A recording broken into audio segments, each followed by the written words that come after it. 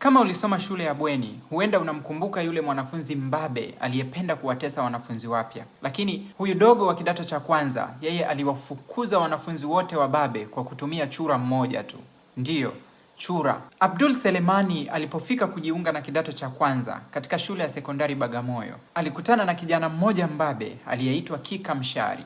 Huyu jamaa alikuwa maarufu sana kwa kuwatesa wanafunzi wapya na kuwatishia kwa hadithi za mizimu, akiwaambia, hii ni Bagamoyo, hapa kuna roho za watumwa waliozikwa wakiwa hai. Ukitaka kuishi salama hapa shuleni, lazima uwe na hirizi.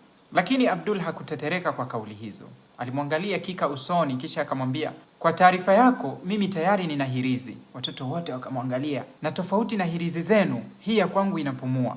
Ukumbi mzima ukanyamaza. Watoto wakamuuliza, iko wapi? Abdul akasema, siruhusiwi kuionyesha ovyo.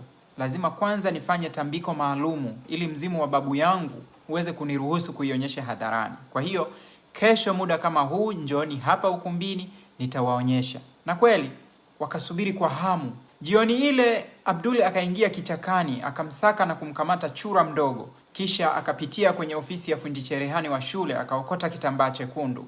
Akamfunga yule chura ndani ya kile kitambaa, kisha akaning'iniza shingoni mwake ndani ya vifungo vya shati. Kesho yake watoto walijaa ukumbini. Kika Mshari alikuwa mstari wa mbele.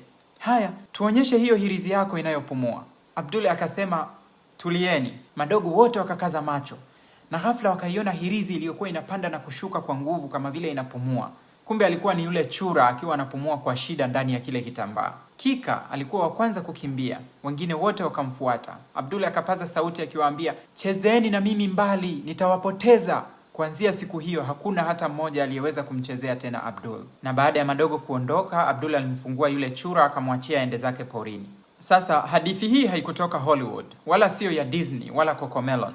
Iliandikwa na Mtanzania, mwandishi ninayemheshimu sana, marehemu Ben Ara Mtobwa, katika kitabu chake Mwalimu Mwenye Mkono wa Bandia. Hiki ni kitabu cha 3 katika mfululizo wa vitabu vilivyofuatilia maisha ya Abdul Selemani na rafiki yake Kashengo Mshana, ambao kutokana na udadisi wao walifanikiwa kuwasaidia polisi kuvunja magenge ya wahalifu katika vitabu viwili vilivyotangulia.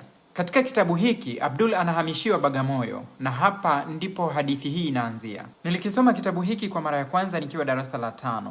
Na leo hii, zaidi ya miaka 20 baadaye, bado sijakisahau. Kinachonisikitisha ni kwamba vijana na watoto wengi leo hii wa Kitanzania hawajui hata kama vitabu kama hivi vipo. Ni fasihi ya nani tunayowapa watoto wetu na kwa faida ya nani? Je, ungependa nikusimulie mikasa ya Abdul Selemani katika kitabu hiki na vitabu vingine? Au ungependa nijadili maisha na mchango wa Ben Ara Mtobwa katika fasihi ya Tanzania? Niambie kwenye comments.